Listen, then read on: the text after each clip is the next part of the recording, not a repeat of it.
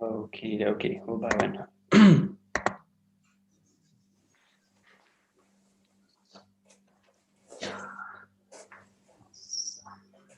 Okie. Us. Onegashimasu. Onegashimasu. Okie dokie. Just change the donk. Okay. Let's start with the feet. So we're just coming up, stretching up. I'm doing bouncing today. I'm gonna sink it down. Just stretching up. It's actually working the same thing as you would do as we're doing this kind of bouncing. The main thing with this, I could run through these exercises a little bit, these kind of seikai. Think about the kind of center of the movement, in this case being like in the head. I really get a sense that even though you're working really just the feet, the idea of it is like stretching up with the eyes especially, like as if you're kind of looking over something, looking over a fence, looking down the horizon.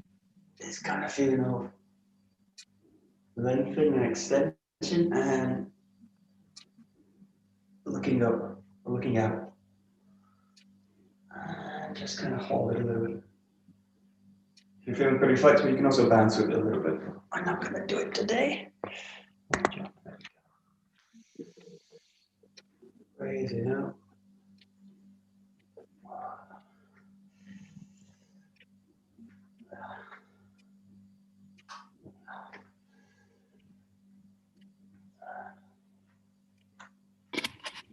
Explore a little bit here, just pressing the feet, so you're kind of in full extension.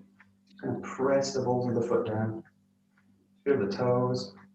Everything just kind of squeeze down into the ground.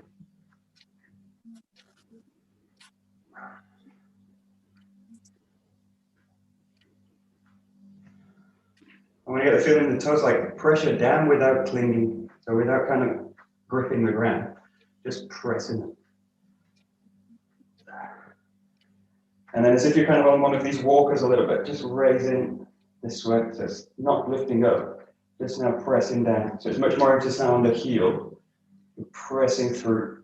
And again, just allow the whole foot to kind of connect in the ground, and the other foot just raises out. Imagine a little bit, it's a bit like you would crush a can or something on the ground, like you would crush it with the heel. So imagine you're kind of actually crushing something rather than just like lowering the heel, because I can do this just by lowering the heel and I get nothing out of it. It's just the but really feel you kind of there. So it's something kind of heavy in it. There. And then do the same thing, just raising the leg up and then pressing it down. Raising it up, pressing it down. And just explore a little bit how you press the foot down. Obviously, you can put the ball down first and then the heel. You can put the heel down first and then the rest of the foot. Just explore them. For different, use them for different functions. Mainly for pressing weight into the ground and receiving the body. You want to put the heel down, but in this case, just play with it. Also play with a few on the same side. Just get this idea a little bit like we were doing yesterday with the tiny henko. Kind of pressing in, but just doing it in a really basic stance. Sniffing out. If you're pretty flexible, raising the knee up. Actually, if you just feel normal, just raise the knee up. Press it down. Raise it up. Press it down. And a little bit deeper into it. If you want, take this into a bit more of a squat. So like a kind of sumo squat.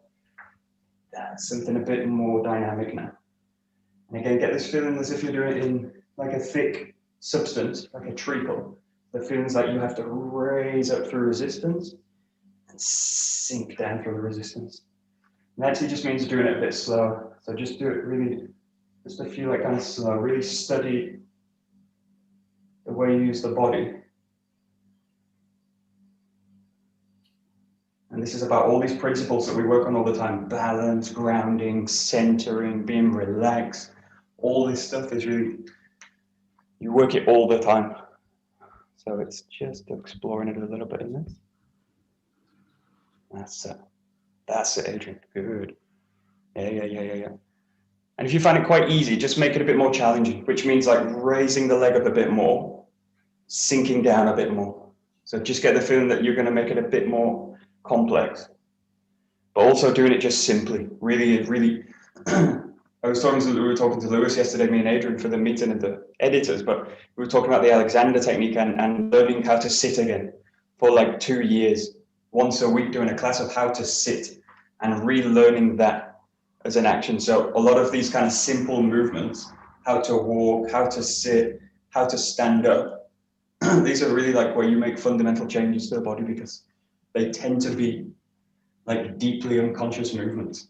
So the one good thing about, there's lots of good things about Aikido, but one great thing about Aikido is this kind of making movement conscious, fully conscious again. So, and that starts really with simple work, very simple stuff. Deceptively simple is the kind of where you want to go. Done. And just notice how complex the action is. Even something super simple, like lifting the foot, placing it down, really complex. There's a lot of complex stuff going on, so just kind of be sensitive to that. Okay, great. And also just work on mobilizing the body as well. Just play with it. And just notice what the hands are doing as you do it. Don't try and change them, don't try and do anything with them, but just notice what are they actually doing. And as soon as you start noticing what they're doing, you start to change them. Oh. That's it. Good. Okay, great. There's kind of 3 ways you can use the limb or use the arm. Let's go to the arms just specifically. There's 3 ways I can use them. I can use them in resistance to the movement or working against the movement, just holding them in tension. They're doing something separate, they're disconnected. Or I can let them kind of contribute in a kind of very relaxed way. So I just drop it. So you can have the feeling like the hands are just kind of drop down. So they don't really contribute, but they don't resist. So they're in like a kind of non-resistor, like. And then the 3rd way you can use them is like contributing to the movement. So you can have the sense like the hands are actually expressing the movement. And this is mostly how we use them in Aikido. We don't tend to use this kind of action too much, but it's where you basically start from. So just notice those 3 stages and also play with them. So you can play with totally like, I can disconnect the arms and see what effect that does. Or I can have the arms up and see what effect that has on the rest of the movement. So play in that 1st stage, which is actually like disconnection, which is usually where we start from when we come into Aikido. So it's useful to go back to that level as well sometimes, just to explore it. Yeah, that's it. Yeah. And then for me, I want to spend a lot of time in the 2nd level where the arms are just like not resisting the movement at all. So then just go to this, it's like my teacher in England, my first teacher in England, he would say like rip the arms off and pin them back on again. So it's like they've been pulled off and there's nothing in them. So it's got this kind of quality to them. So the movement will pass to them, but it's not being done by the arms. So you'll feel the arms move. And again, just make it a bit complex. Also start to feel you can shift the arms. So rather than shift the movement, rather than just going to the side, feel you can also go back. So also explore the hips a little bit. And kind of consciously working the hips, because I know the hips go tight when the knee gets injured. It tends to be one of the compensations is the hip starts to tighten up. So just consciously kind of opening the hip out, come into here, and just play with like front and back. Yeah, and just let the arms go. So just let them kind of go. Just feel what happens to them. And Lewis would say there's a lot in the dojo, like you want the arms to be thick, heavy ropes. So you want the arm to be as it is. So you want the arm structure to be totally heavy. So it's got that quality like a kind of rope. Yeah, that's it. That's it. And just play with kind of stomping around the room a little bit. There we go. There we go. Just make it as complex as you like. Sinking low. Also raising up off or going just fully onto one leg, like a kind of going into a front kick or a side kick. Also play with that. Yeah. Yeah. But the kicking is interesting because it will show me how grounded I am in the one leg or in the anchoring leg. So kicking is actually a really useful skill for me, just to kind of get a grip on how am I balancing the body through one leg. You don't want to spend a lot of time in that position. You want to make that as minimal as possible. Not the best attack to kind of really raise up and kind of bring their foot in. Useful, but not exactly great for Aikido. Yeah, okay, good. Okay. And there's one image that I really like, comes from Peter Ralston, and it's like, sometimes you find them on beaches. If you think like wooden stakes pressed into the sand. So there's like poles, long wooden poles staked into the ground. Boom. And they're like above the ground like this, like a bit like Karate Kid. But have the sense, and they're always in China, but have the sense now that you're going to kind of step from one to the other. So now the footwork has a specificity. It's got a kind of quality that I need to be really specific. So I also use these float tiles because there's these joins in the tiles. You can use whatever you like in the room, but have the sense that you're going to now pick a point and go into it. And then find that you find the structure, pick a point, go into it. And really imagine this picture of like stakes in the ground so that you're really specifically, there's places you cannot step on, because if you were step on, you would fall down. So just imagine you're really being specific about something like that. I'm stepping here. So it's really like it's what's the English word? It's got a quality of blah. Precision? Precision's there, yeah, precision, like deter. It's got a begins with a D. It's got a quality of Definition? It's like deliberate. It's deliberate. It's deliberate. So you're deliberately placing onto one point. And deliberate's a kind of strange word because you're like deliberating, means you're like really deliberate. Deliberating, but I need to really be clear about it. And precision is actually a better word. So be precise. Go. Precision. Just play with it, moving around. Okay. That's it, great. Nice. Great.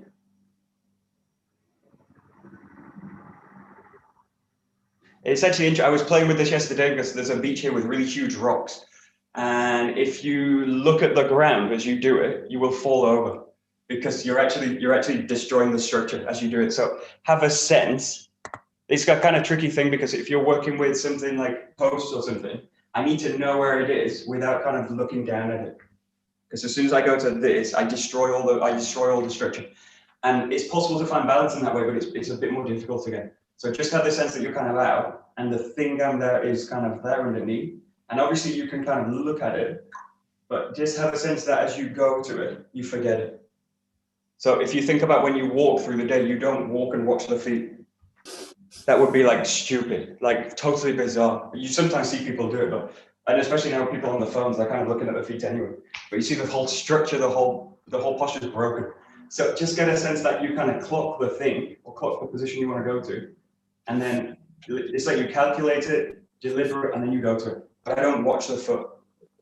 So just get the sense now you're doing this a little bit more, again, it's a little bit more open, expansive. Now that's the kind of quality I want in the Aikido work. I don't want to really be watching the feet or checking the feet. But I want to be deliberate in how I move the foot. There. So just play a little bit now. One of my favorite things is like combinations. So, and it's something we don't do too much in Aikido. We do a little bit, but not too much. So just boxing's the best for it, but get the sense that you're now going to do like combinations. 1, 2, 3. 1, 2, 3. 1, 2, 3. 3 is a good number because it's short enough that you don't really need to put so much effort into it, and it's long enough that you need to work to do it. So 3 is a great number. And you'll notice in our system, 3 is used a lot. You do 3 Miyoase, 3 Hidari-wase. 3 is always a good number. Just do like a kind of combination. Boom, boom, boom. Just kind of let them fall in together. Boom, boom, boom. So there's kind of rhythm to it.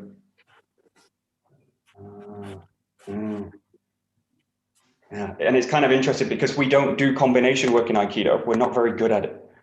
So it's like, if you don't train something, you don't get really good at it. So in a sense, have the sense, if you picture like a boxer or karate do this a bit more, karate do this a lot, like combination work, especially in kind of sparring work. But just get the sense that you're going to kind of, something's going to kind of, so play with like 1, play with 1.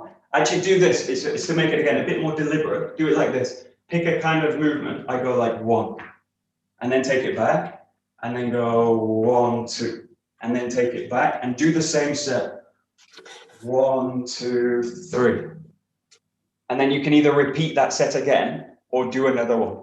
But have a sense that you're doing this, going to do the same thing. So you're kind of formalizing your own pattern. Good. Gong, gong. And just feel that you can take it back at any point. And it doesn't have to be complex at all. It's actually better that it's not. The best movements are not complex. That. That. And again, just make it as challenging as you like. So you can also play with rotation work.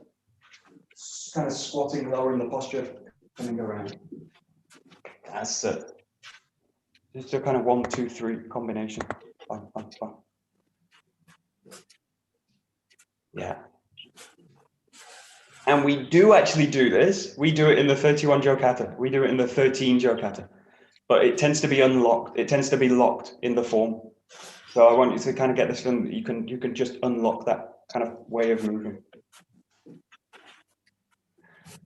And a lot of us get kind of, where a lot of us are just learning the 31 jo kata just to get the movement. So I'm working on it just at that level, at a basic level. And it takes a while to get into this kind of much more of a nagari movement. But you can do this kind of work in simple patterns, which is also why a lot of the time goes simple. Yeah. And you want to get to a stage where you need to feel like nothing is really simple. Nothing's actually simple. We make it simple, but it's like almost every action we do is pretty complex. And my ability to know that it's complex and sense that, and then ultimately sense that it's pretty simple stuff anyway, that's the kind of work in this case. There we go. Yeah, okay, great. Yeah, a lot of you are doing this naturally because you're going to start to use the hands. So go back to this thing of like the hands contributing. Just notice what the hands are doing in the movement. It doesn't matter what they do, but like how they do it really matters. So have the sense that they're really contributing to the movement. And if you think about techniques, you can do like lots of different things with the handwork. I'd say it doesn't matter what you do, but how you do it really matters. So follow the kind of principles of like center out to hands.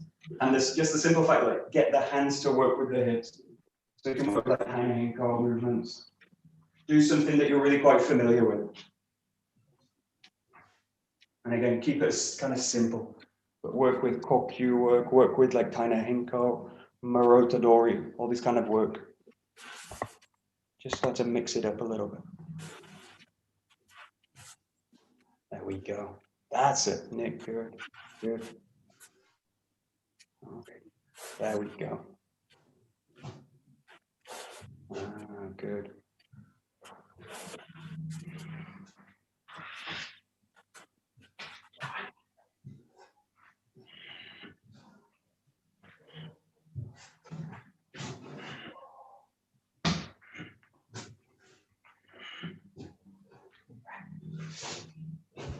Nice. Nice. Good.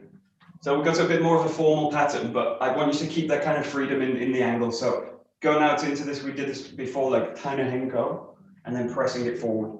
And then just pick a new direction. And you don't need to go all the time. You don't need to all the time do 180 degree with the taina henko. If you want to do it, and if you're kind of just really learning it, 180 is really the best way to learn it because you maximize the principle that's at work, which is about kind of rotating through the structure, spiraling through it. So just play with it, but get a sense that most of you know these movements really well. So just get the sense that you can slightly challenge it, open it out.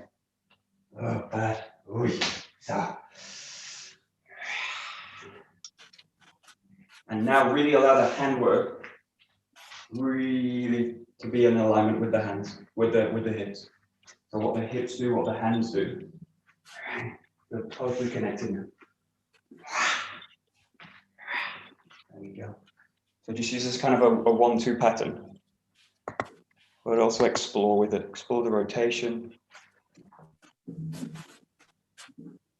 Also, for those of you that are used to it, or explore it a little bit more fluidly. So there's the best way to train it, and this is for all. Again, there's like 3 levels you can train it. There's like really static. Dum, dum. There's like semi-fluid, I'm not doing the last level, I'll do the last level this way. And then kinanagai, which is basically full flow. So you can do like static, gong, gong. You can do like fluid, gong, gong. Or you can do like kinanagai, full flow kind of thing. So those of you that kind of pretty clear with those levels, also work with that. Yeah, okay, good. And for me, the second stage is most important. I spend a lot of time on that second stage, especially as a second and third dan. that's more as a second dan, but get the sense of really working with that level. So those of you that are like shodan in that kind of area above, get that sense. This kind of semi-fluid or flexible stage. This is a really important stage. Yeah. Yeah, that's it. Oh, good. Great. Good. Very nice.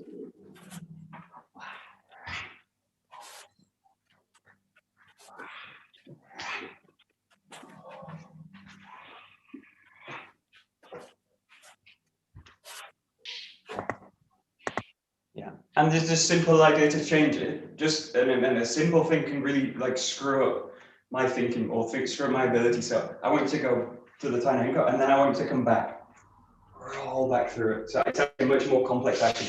Requires much more balance, much more kind of skill. So just think now you're going to get the position rather than coming forward, rolling back. That's not a very good example. Rolling back. Just give it a try. But so you're going to go in Panhenko and then take a step back. It's more like a rollback. I usually call this like a rollback rather than a step back, but it's got this quality of rolling, but you are actually just stepping back. So. Okay, good. Yeah, good. That's nice. Nice. Good.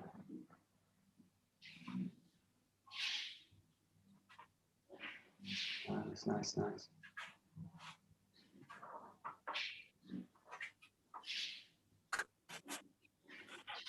Great.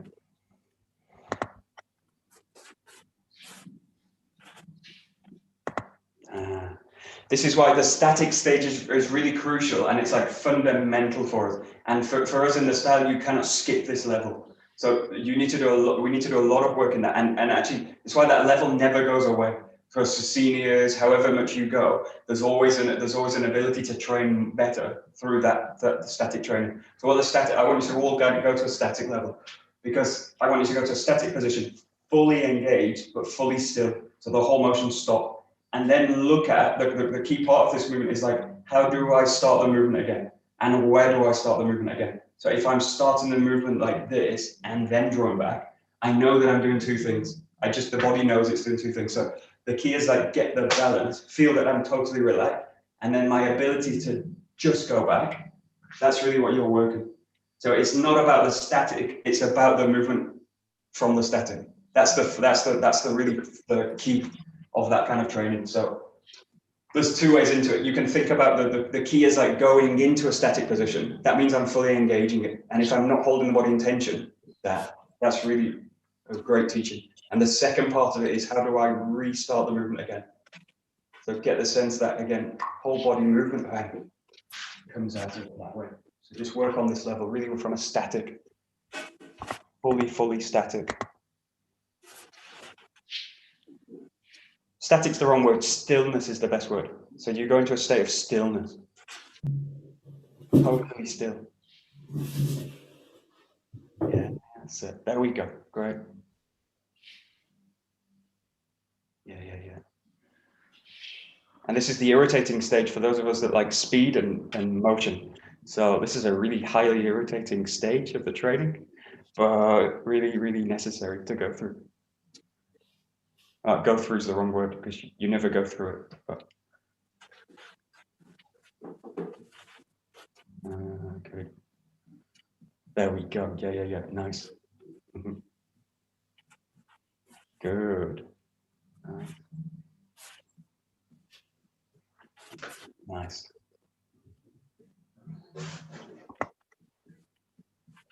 Good. Yeah, and it can, again, this can feel like a bit light. So the movement, because what am I doing with the hands? I've got no partner. What am I really doing? It can become a bit mwah. So it can become a bit kind of whatever. But get a sense a little bit from the beginning when we were doing these kind of movements, they're fully like energized and really kind of functionality focused. So I'm thinking about not only like what I would do to a partner, but I'm actually thinking about how I'm using the structure. So play a little bit with how you use the structure, which is basically I need to kind of energize it and kind of go. For me, I really work a lot on this kind of level of like impacting through the body, because I'm really interested in the weapon work and trying to unlock that feeling in the Taijutsu. So get a sense that the handwork, the body work's actually essentially the same as how I would use the sword work, but just get a feeling of playing on a level which is a bit more, there's a bit more to it. So this is to stop it getting a bit kind of abstract, theoretical. It needs to be on a level of feeling where I'm actually like using the body in a kind of functional thing. This is why striking is really great, because it feels great. Sword work's really great, it feels great. Bam! And bodywork needs to have that same kind of quality. These kind of movements need to have that same kind of impact, percussive, bam, bam, that kind of feeling. Yeah. And just play with it. The best thing is to like exaggerate it if you want to play on that kind of level. And obviously there's different qualities of movement, and we kind of switch in and out of them, but this is one of the key ones for me, is like percussive impacting. Boom, boom. Yeah. So good. Nice.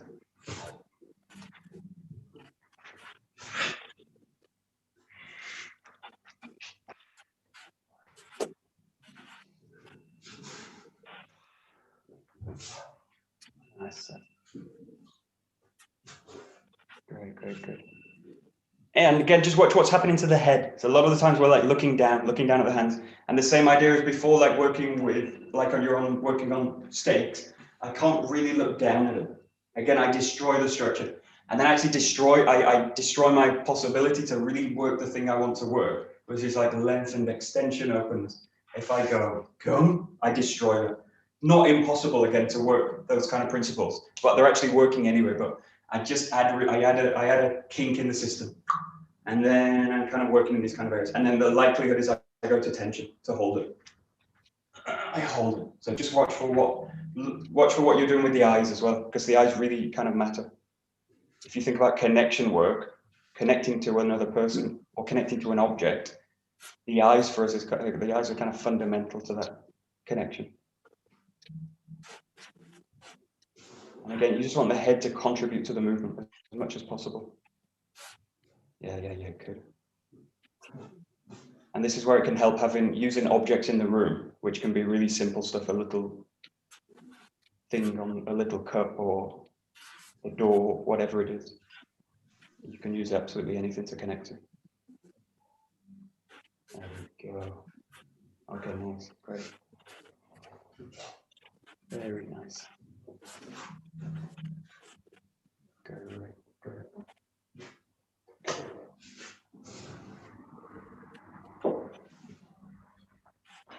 So, great. Okay. Great, take a bokken. We're going to do some bokken.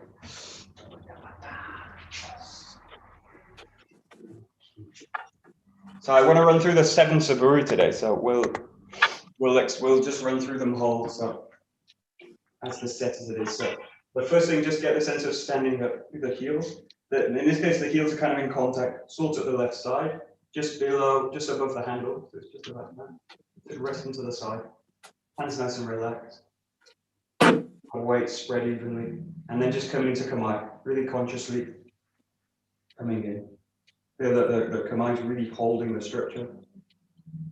And then find yourself into the first, so find in the back, cutting down. And just in this case, go straight into the kamae, straight into the cut. Find in the back, find in the cut. Find in the back, find in the cut. finding the back, finding the cut. Go. Just working the first suburi.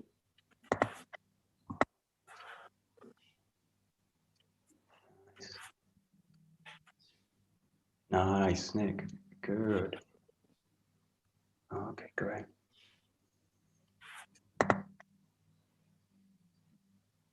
Nice.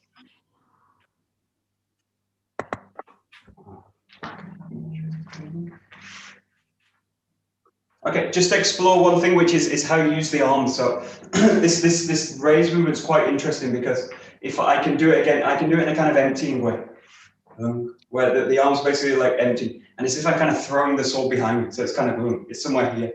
In this case, it's something else. Feel that you're actually connecting into the your spinal cord.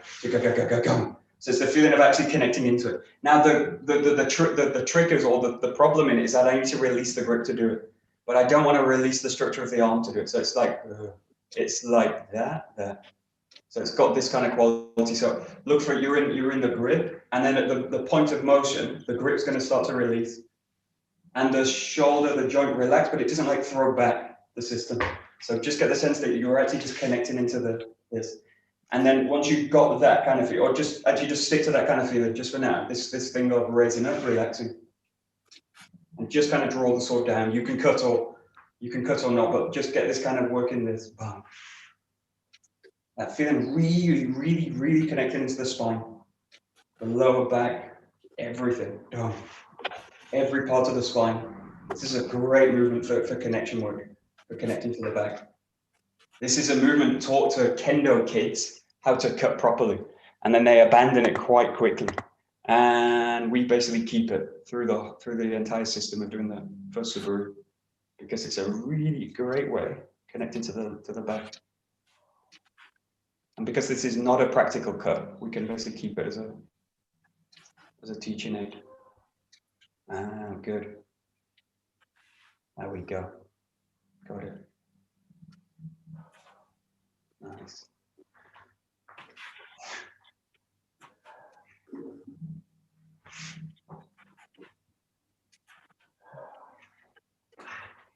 Nice.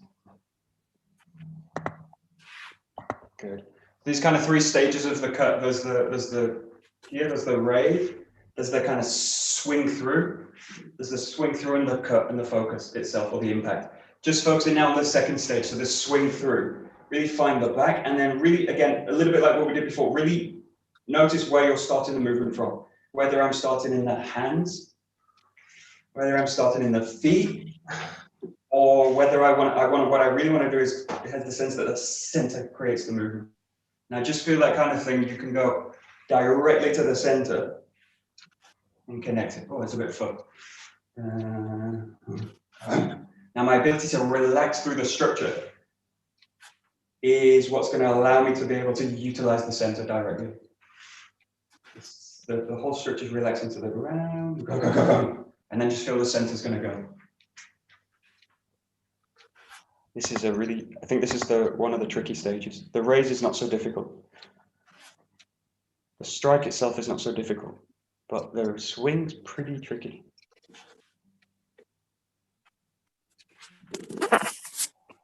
Ah, good. And you might find it helpful just to swing through. So forget about the cut, swing through.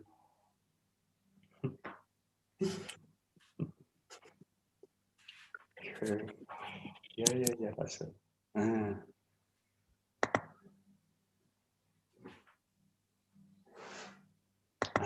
Yeah.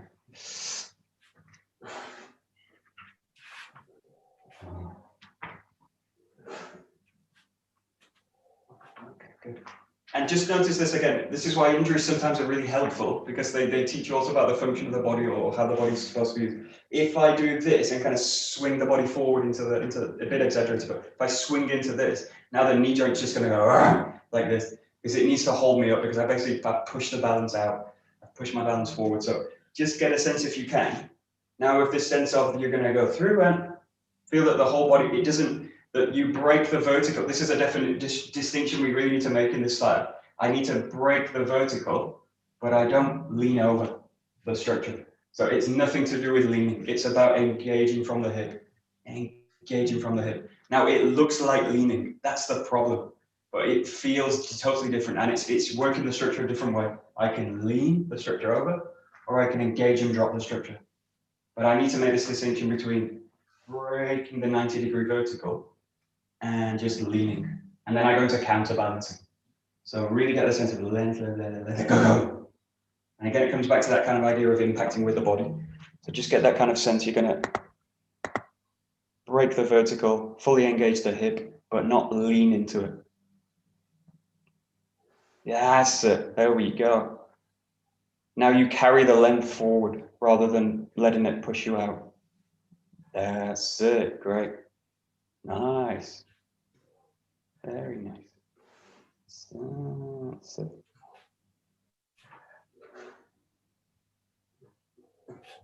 Nice. Yeah, John, great. Great. Very nice. Good. Nice. Great. Super. Very nice. So now going to the third step, which is kind of, you've got the raise, you've got the swing through, and then you're just going to kind of find the focus with it. Go. And the key thing with this is about not pushing. So there's a tendency like, okay, go, I need to push out. I need to add to it. Now you're not adding anything to it, to the cut. You're just condensing it. So you go. You've got the connection and you just firm the connection up. So go. But it's nothing to do with pushing out. So in this case, just watching the terms of the cut itself. Go. So you can do the focus as lightly as you like. Go. It's always going to have the same function. Go. But there's nothing about pushing it forward, pushing it out. So just get the sense now you're just going to kind of solidify the connection. Go. But that happens just here. It doesn't happen somewhere there. And again, it's just basic connection work. It's like sealing the connection is the best way to think about it. Seal the connection with the bokken. Go. And then if you ask, what are you sealing it to? You are sealing the connection between the hands to the hips to the ground. That's the connection you're sealing. Ba-bum. That's a bit high.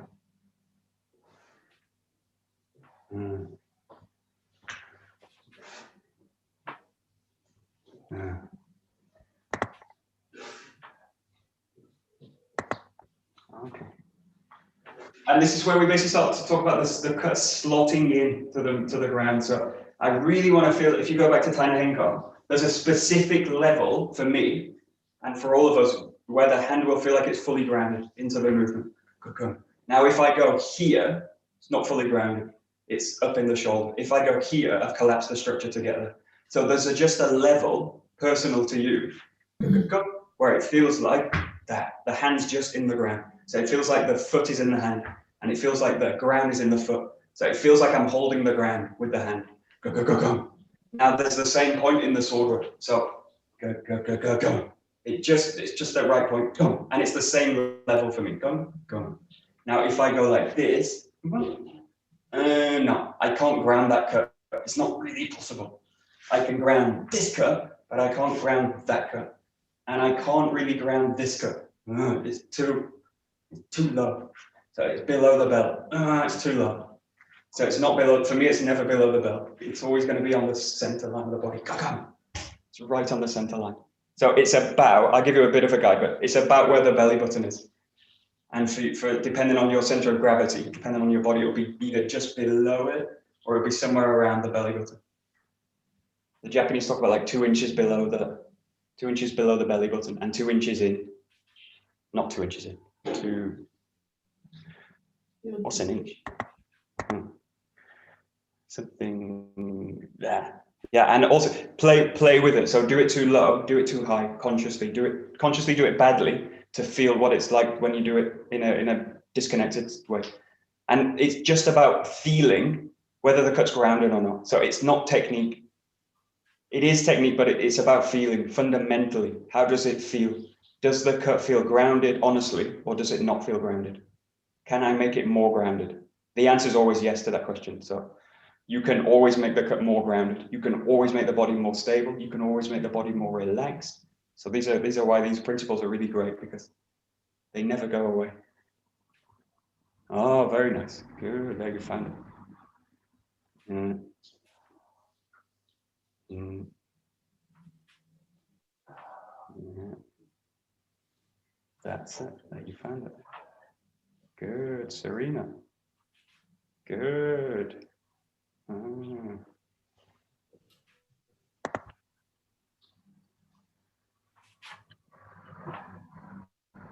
Nice.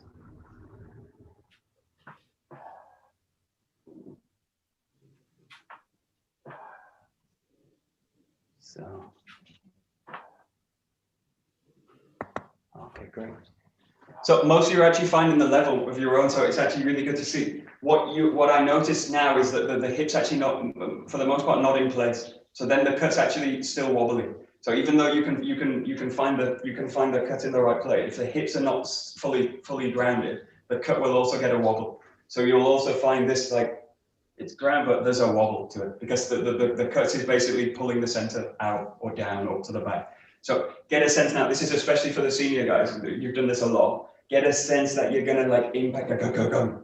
So the center's actually already fixed, or it's already grounded. By the time I make the impact, the center's actually there, and then the cut lands into that. But I don't want in this case to time that to the cut. It will basically collapse the structure. And again, this is where you go into leaning, wobbling, dribbling, resistance, pulling up. Just want to sense it. Yeah. And it's the same with anything we do in the system, ikkyo, ski, whatever it is. You're always going to have this kind of quality, but get the sense. In this case, the center just boom impacts the ground. Boom. That's it.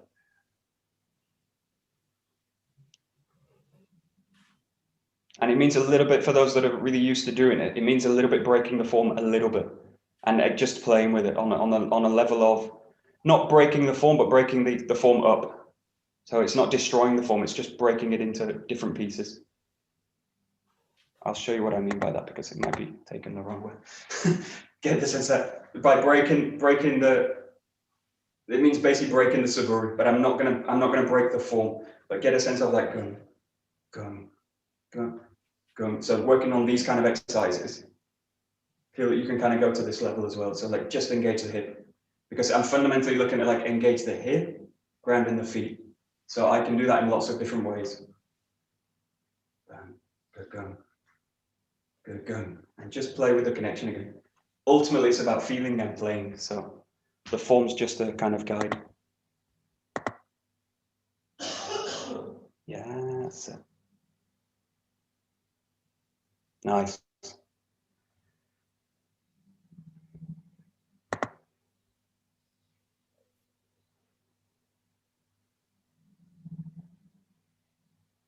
Nice. Okay, before we get carried away too much for the first group, I want to go for the others. Someone's actually writing a book on this at the moment, so Brendan's writing a book on the first, on other topics as well, but the starter is the first Subaru. So you could really write a full book on the first Subaru, because everything's kind of contained in it. So you could spend a long time just on the first Subaru, and it would be really beneficial to do so. But in this case, going to go into number 2. So just get the sense of the same Kamai, and then you're going to practice a slight roll back here. Finding the Jodan Kamai, reach in the back, cutting down. Into here, so rolling back, above the head, find the back, find the shoulder and cheek. There, rolling back, impacting down. That's it. So this is number 2. That's it.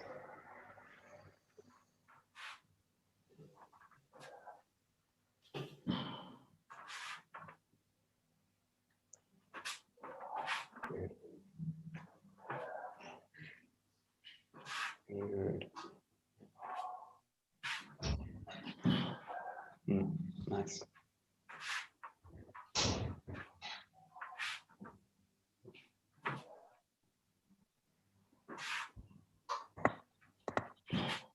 And again, just see that you've got these 3 levels of the movement. It's the same as the first Suburi, it's just more expanded. So you've got the first stage, which is the raise of the sword. 1. The second stage is the reaching back, swing through. And then the third stage is just the cut itself, the impacting the ground. So just see that these are the kind of 3 stages. Rolling back, pressing it forward, and then catching it with the focus. So just find those kind of, or impacting is probably the best word. Go rolling back, pressing it forward, impacting with the body. So that swing is now much more complex. The second step's probably the most complex part of it, because you're doing the swing and you're stepping forward, trying to find the base. Yeah, good. That's it.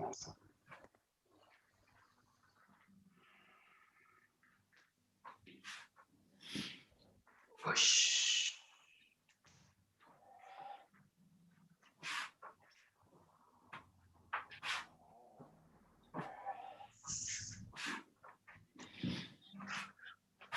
Hey.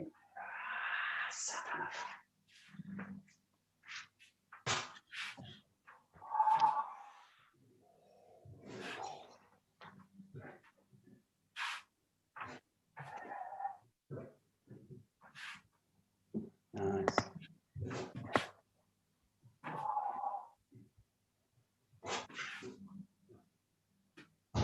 Okay. Yeah.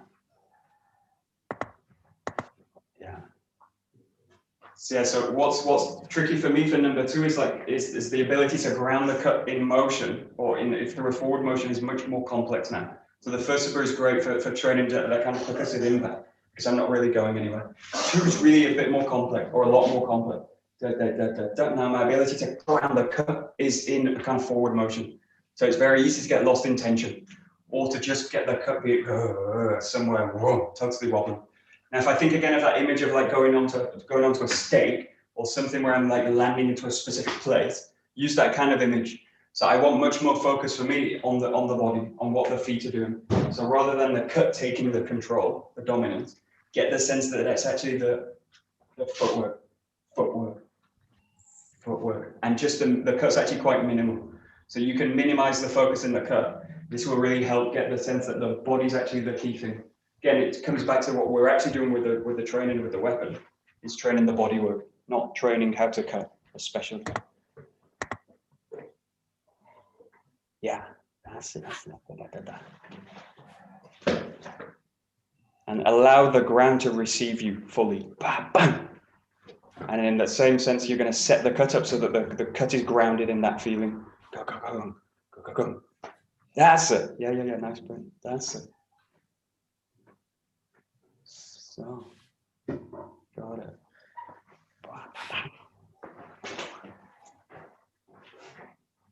That's it, Birdie. Got it.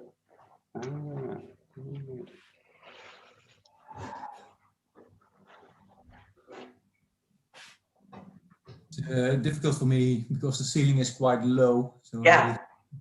Need to be very careful that it don't hit the lights. That's actually a good thing sometimes. Like, also, I got this really low ceiling, so actually being kind of careful of it. It's like, oh, then I'd be really deliberate with it as well. So it's actually quite interesting, as long as you don't hit the ceiling.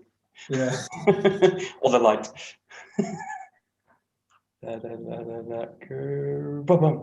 Good. Okay. Nice. Okay, so we'll do the kind of short set of the Suburi, which is taking 1, 2, 5, 7. So these are like the fundamental ones. So we're going to go now into 5.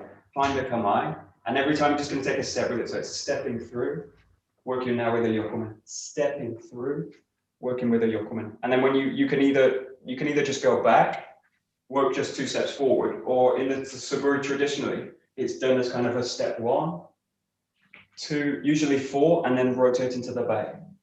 But just depending on your space, you've got that, and then a rotation to the back. But the key thing that's different now, what you're training differently now, is the Yokomenuchi. So you've got a stepping pattern that you used before from number 2, but you're adding now a diagonal circular strike. There we go. So number 5, and 5 is really like fundamental to the system. Almost all the partner work uses number 5. Oh, good. Yeah. That's it. Nice.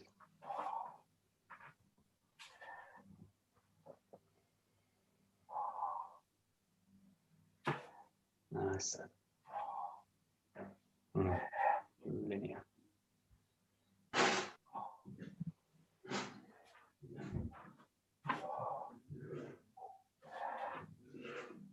Ah, nice, Caroline. Good.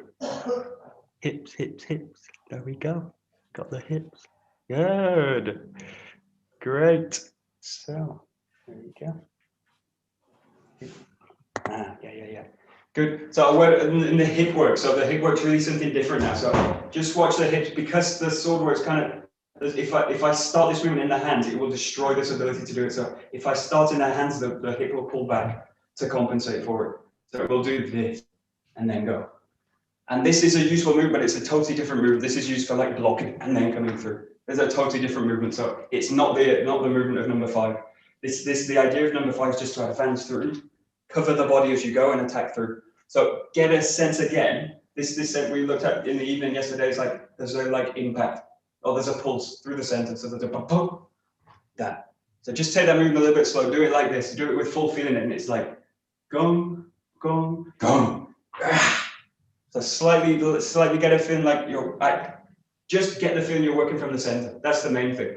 The main thing is the center goes first. So the center, gong, gong, gong, gong. Just get that kind of sense with it. So it needs to have something like explosive from the center. And then the hips usually fall into place. That's it. Bang, bang, bang. That's it, Nick. Good. Okay, good. There we go. It's as if you're lifting the sword with the center from the ground. That's it. God. Yeah. Good. So. Nice.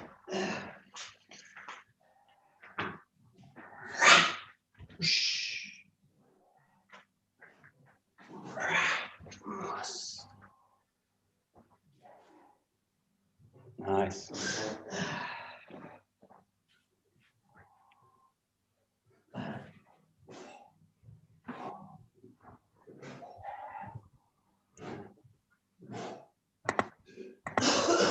Yeah, good. And we'll continue number 5. Just get the sense of the precision. So again, because it becomes a bit of a bigger movement, there's a tendency for it to become quite it's a bit kind of it's a bit loose. So the general guide for this one is like this part of the hand, the front edge of the thumb, I don't know what you call it, is going to like track into the center of the head. So it's as if I'm kind of going every time, go. Every time, go. And I want it to go to the same spot every time. Go. So it goes, go. And it doesn't orbit the head at all. So that hand doesn't orbit the head. The sword orbits the body, but the hand doesn't. So the sword would, but that hand doesn't. It doesn't do this. And it definitely, in this case, doesn't go out to the side. This is something else. This is a different cut. So in this case, the yokomanuchi goes from the top of the head and then out. Top of the head and then out. So just get used to that. Basically tracking to the center of the head. That's it. Yeah. That's it, Karen. Yeah. Good. Bum, bum, bum, bum. Good. Nice. And if you think about Yokoman, it's really just a variation on the Shomanuchi. So it's not fundamentally different from the Shomanuchi. It's just passing us a bit more of a spiral, but it works on fundamentally the same principle. So it's not, for example, like a Kesagiri, which works on a kind of different mechanic. Works on that. It's something else. So it's really like a variation on Shomanuchi. Gong. Yeah. That's it. And again, what's different is the hip work, not really how you use the sword. Great.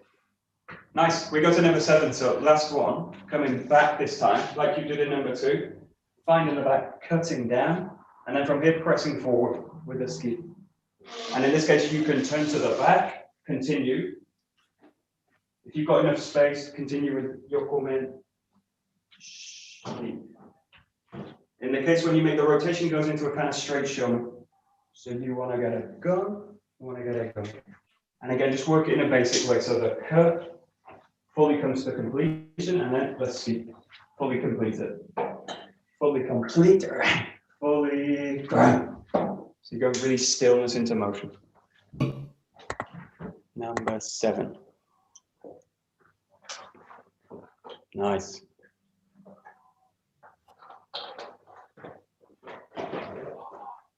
Good, Nick. Good. All right.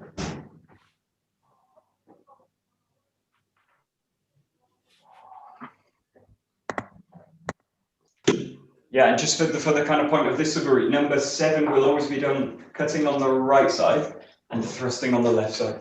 So that's just the way. That's the way later this movement is applied practically. And some people try and make this on the left and make it on the left, ski on the right. It's possible, but it's not actually how we use the movement. So the fundamental part of this is like a cut on the right and then a spiral through onto the left side. And it's just, this is how we use the movement later. So just get the sense that you can even just do like a shomanuchi there. Cut on the right side all the time. Right side cut, left side thrust. Right side cut, left side thrust. And it's not dogmatic in a sense, but it's just the way we use the form later. So the suburi are for training the body, but they're for later for training for partner forms. So they're like the kind of rules of the engagement later. Right side cut, left side thrust. Nice.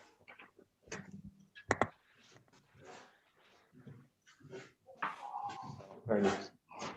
Good. And again, just go back to the ski is one of the most difficult movements I find because it's a very condensed spiral. So you've got that. This same sense of working from the center out. So get the sense that the center presses it out. So the first thing to do, especially for seniors as well, to go back to, is just the sense of connection.